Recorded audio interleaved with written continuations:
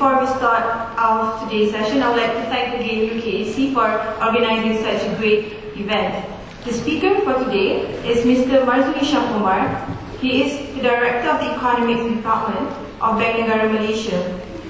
Before we proceed, let me just give a brief introduction of the speaker for today. He told me that he grew up in a small village in Kedah. The name of the village is Jengking in Kedah. He then continued his secondary education in MSLS Kulin. He then continued his A-levels in Caterham College. He then went to Cambridge to study economics. Mr. Marzunisham is the Director of the Economics Department of Bank Negara, Malaysia. The department is responsible to provide sound technical and research support on growth-related issues to enhance decision-making within the bank and to support the bank's role as an economic advisor to the government. Before rejoining the department after he graduated, he had served in the Monetary Assessment and Strategy Department, International Department, Bank Regulation Department, and Development, Finance and Enterprise Department of Bank Negara, Malaysia. Ladies and gentlemen, managing the Malaysian economy in the face of global economic uncertainties. Of course, terms like hike in oil prices, global food crisis, the credit crunch, subprimes, economic bubble burst, we keep hearing all these kind of terms every day in the newspaper today. Quoting from Datuk Sri Hishamuddin yesterday, we have to address the global concerns as no one is a citizen of only one country.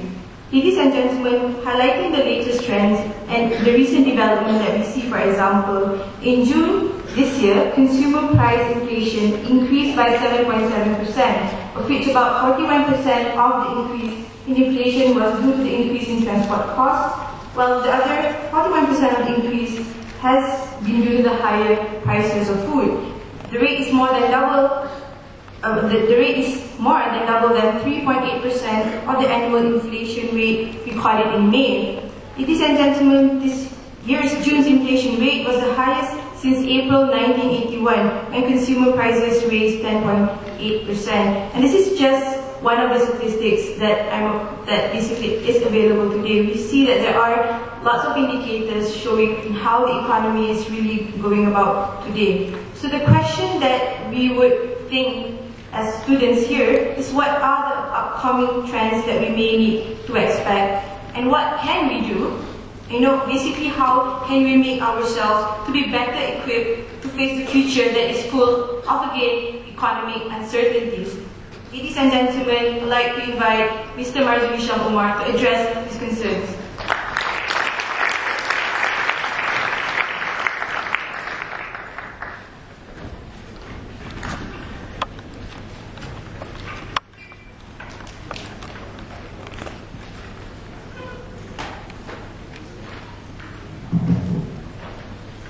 Assalamualaikum and a very good morning. Thank you, Afifah. Certainly, Afifah has set up the stage and the context of the discussion this morning, I guess, by going straight into the core issue that the country is facing now, that is inflation. In fact, when I walked in this morning, Suhana asked me, that there is a lot of discussion whether could we, the public, really trust the CPI number of 7.7%. Is that a true reflection of what's happening in the country? What's happening with respect to prices of goods and services? And I guess maybe we can touch on that issue when during the Q&A.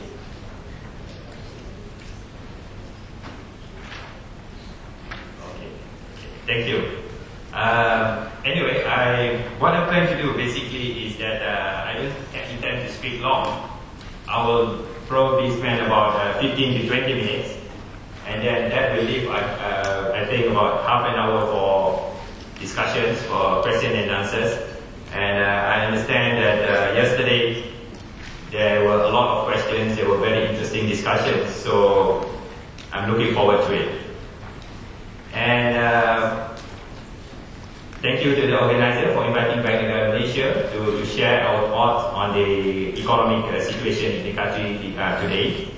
And on a personal note, as someone who spent 5 years studying in the UK, it is indeed a pleasure for me to be here and to meet so many students who I believe will be the future leaders of the country in your respective areas, who we are counting on to drive our economic transformation to bring Malaysia in the next 50 years to a greater height.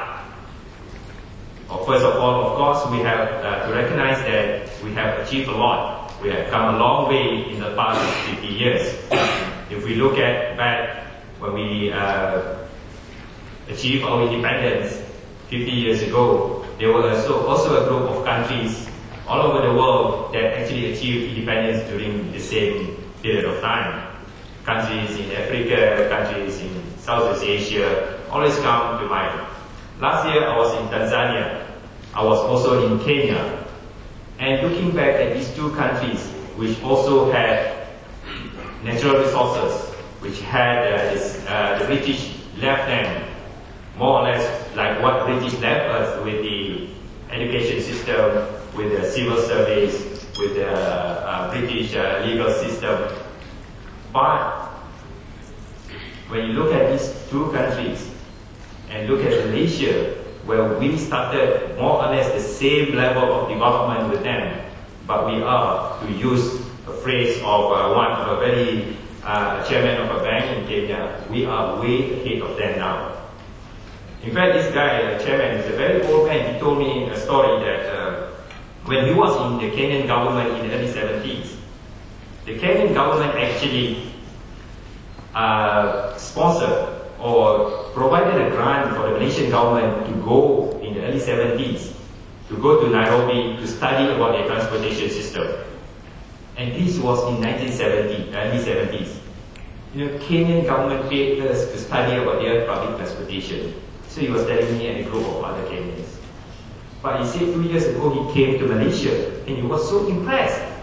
He said that, you know, Malaysia is way up there, whereas we, he told the Kenyans, are down here. So we have made a lot of progress. And education is one key aspect of it.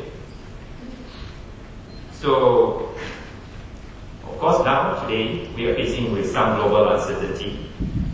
And it is a challenging time. And how can we prepare to ensure that we together as a nation can ride out this uncertain time in the next 12 and 18 months and get back into our growth path. And that will be the topic of my discussion this morning.